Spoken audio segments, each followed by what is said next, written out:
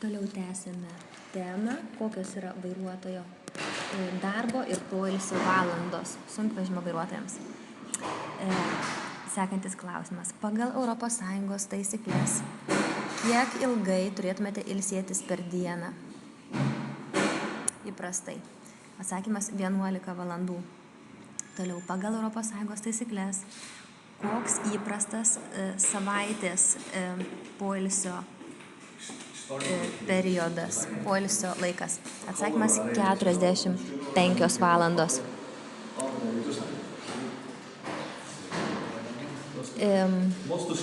Transporto priemonė, kurioje įmontuotas analoginis tachografas, vairuojama 2 vairuotojų. Kaip turėtų jie naudoti tachografą? Atsakymas: jie turėtų naudoti asmeninį savo tachografo lapelį. Kiekvienas. Sekantis. Jūs išsiruošite į kelionę su kolega, kitų vairuotojų. Kai kitas vairuotojas vairuoja,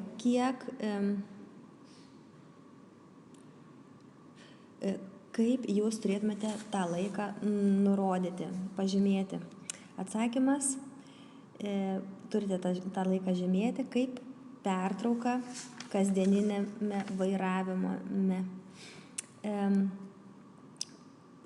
Kitas klausimas. Kokie duomenys įrašomi tachografe? Atsakymas: vairavimo laikas. Kitas klausimas yra su ženklais, kurie yra pavaizduoti. Ir klausia, kuris simbolis tachografe žymi poilsio valandas. Ir teisingas atsakymas yra toks panašus į lovą ženklas. Yra keli duoti, tai atsakymas yra toks panašus į lovą. Vienoj pusėje būtų statmenas, vertikalus brūkšnys, per vidurį to brūkšnio eina horizontali linija ir tada žemyn. Įsiminkit, toks kaip lovos formos ženklas, lovos su atlošu. Toliau, ką reiškia kitas simbolis tachografe, o tas simbolis atrodo kaip apvalus apskritimas, tiesiog kaip skritulinė diagrama, kaip pyragas ir atpjauta gabaliuko dalis. Tai ką jis reiškia? Toks ženklas reiškia vairavimo valandas.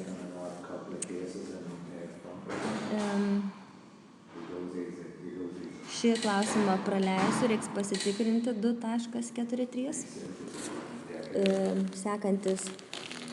Gale savo darbo savaitės jūs vairavote iš viso 56 valandas.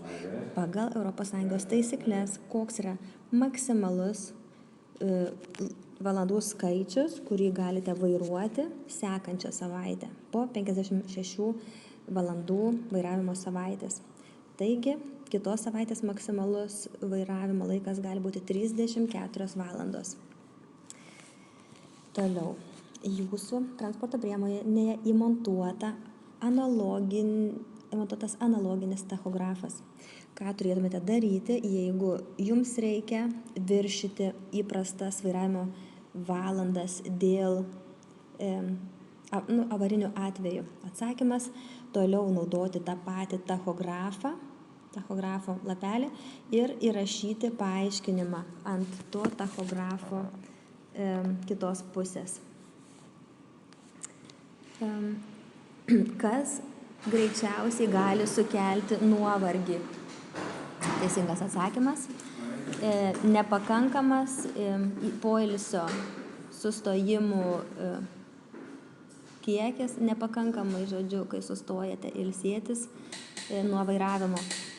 Toliau, ką turėtumėte daryti, jeigu pradedate jaustis pavargęs ir negalite susikoncentruoti, kol vairuojate?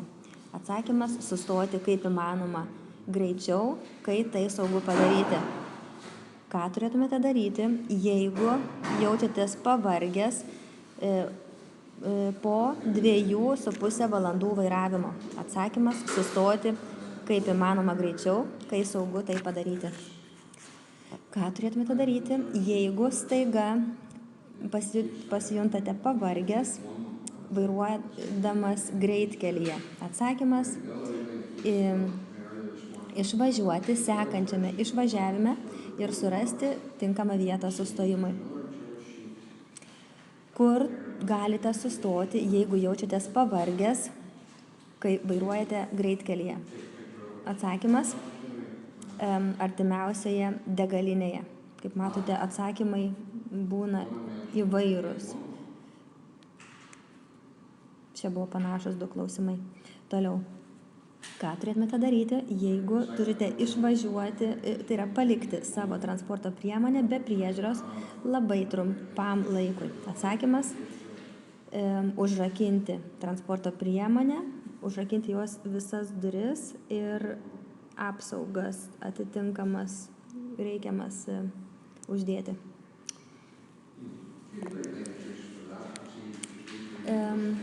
Dabar yra 10 valanda ryto, jūs vairavote be pertraukų nuo 6 valandos ryto.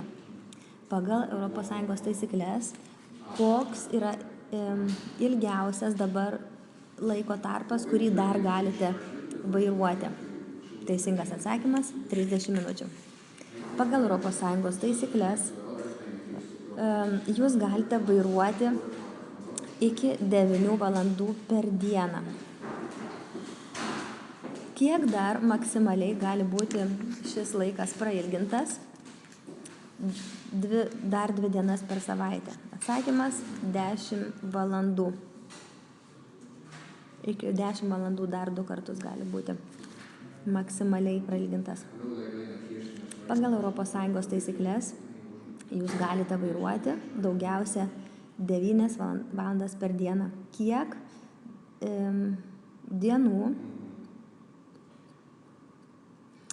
dienų dar gali būti prailgintas vairavimas iki 10 valandų? Atsakymas – dar 2 dienas per tą savaitę. Čia ir vėlgi buvo labai 2 panašus klausimai, tik tai skirtingai pateikti iš kitos pusės. Kiek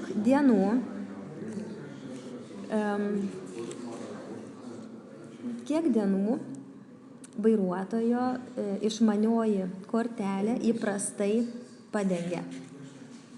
Atsakymas – 28 dienas. Dar priminsiu, išmanioji kortelė angliškai vadinama Smart Card. Pagal ES vairuotojų valandų įstatymus 45 minučių pertrauka turi būti padaroma po 4,5 valandų vairavimo. Į kokius mažesnius poilsio laikotarpius gali būti padalintas šis laikas? Atsakymas – į 15 minučių plus 30 minučių laiką ilsėjimuose. Jūs vairuojate pagal ES tachografo nuostatus ir pametate savo išmaniąją kortelę Smart Card. Kada privalote informuoti atitinkamą instituciją?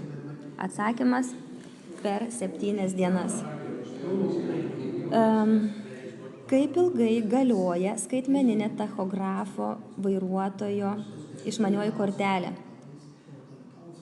Atsakymas – 5 metus galioja. Kurią instituciją jūs privalote informuoti, jeigu jūsų tachografo kortelė yra pamesta arba pavogta? Atsakymas – vairuotojų ir transporto priemonių licenzijavimo agentūra DVLA. Kur galite gauti pakaitalą arba pakaitalą vairuotojo tachografo kortelės? Atsakymas – iš DVLA vairuotojų ir transporto priemonių licenzijavimo agentūros. Vairuotojas nuteistas dėl trukdymo įgaliotajam pareigūnui atlikti savo pareigas. Pagal ES vairuotojų vairavimo valandų įstatus, koks maksimalus baudos dydis, kurį gali gauti vairuotojas? Atsakymas - neribota bauda gali už tai gauti. Arba nenustatyta, kiek konkrečiai, bet baudos nusprendžiamos tam tikrų institucijų. Neribojama, žodžiu. Kada jums leidžiama pakeisti savo tachografo įrašus? Atsakymas - jokių būdų negalima taisyti, pakeitinėti. Jūs vairuojate pagal ES vairuotojų valandų nustatytus įstatymus. Kaip apibrėžiama pagal šios nuostatus savaitė? Atsakymas - savaitė apibrėžiama tarp 00 valandų pirmadienio ir 24 valandos sekančio sekmadienio, žodžiu, nuo 12 iki 12 nuo pirmadienio iki sekmadienio. Taip apibrėžiama savaitė. Koks tipas skaitmeninio tachografo kortelės naudojamas atitinkamo kalibracijos centro, kai jie rekalibruoja tachografą?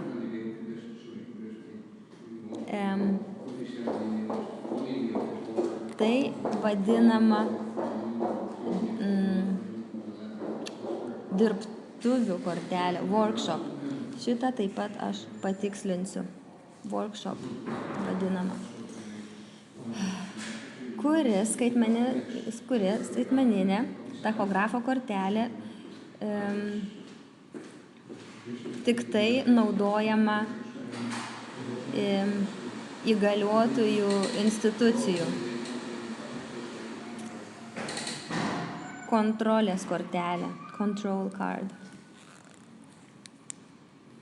Vairuotojai privalo turėti vairuotojo išmaniąją kortelę, naudojantis skaitmeniniais tachografais, kur galite gauti pakaitalą tos kortelės Didžiojoje Britanijoje. Atsakymas - iš DVLA, vairuotojų ir transporto priemonių licencijavimo agentūros. Kas atsakingas už išdavimą tachografo lapelių autobusų ir sunkvežimių vairuotojams? Atsakymas - vairuotojo darbdavys. Kur galite pasižiūrėti, kur rašoma įrašai apie tai, kada buvo išduotas analoginis tachografas, tai yra, kada rekalibruotas buvo analoginis tachografas paskutinį kartą. Atsakymas - tai įrašyta iškaboje ant arba šalia tachografo. Kada privalo analoginis tachografas būti perkalibruojamas? Atsakymas - kas 6 metus. Jūsų transporto priemonė sugenda per kelionės metu. Jūs toliau vairuojate kitą transporto priemonę su to pačio tachografo tipu, su tokiu pačiu tachografu. Ką turite daryti, ką turite daryti su savo tachografo popierėliu? Atsakymas - pasiimti su savim ir naudoti jį, tą popierėlį, naujoje transporto priemonėje. Pagal ES reguliavimus, kokia yra maksimali vairavimo trukmė leidžiama per 2 iš eilės sekančias savaitės? Atsakymas - 90 valandų. Kaip dažnai turi būti patikrinamas analoginis tachografas įgaliotame kalibracijos centre? Atsakymas - kas 2 metus.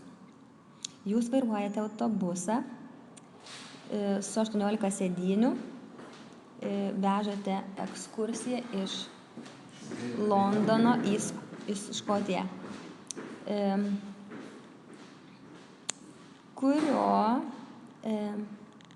Kurias vairuotojų darbo valandų taisyklės turėtumėte paisyti? Atsakymas – tik ES. Tačiau čia tolimesni klausimai yra autobuso vairuotojams, taip kad jie negalioja toliau. Tai buvo, reiškia, paskutinis iš šios temos klausimas. Ir toliau apžvelgsiu, kas buvo neaiškiai atsakyta klausimus kitame įraše.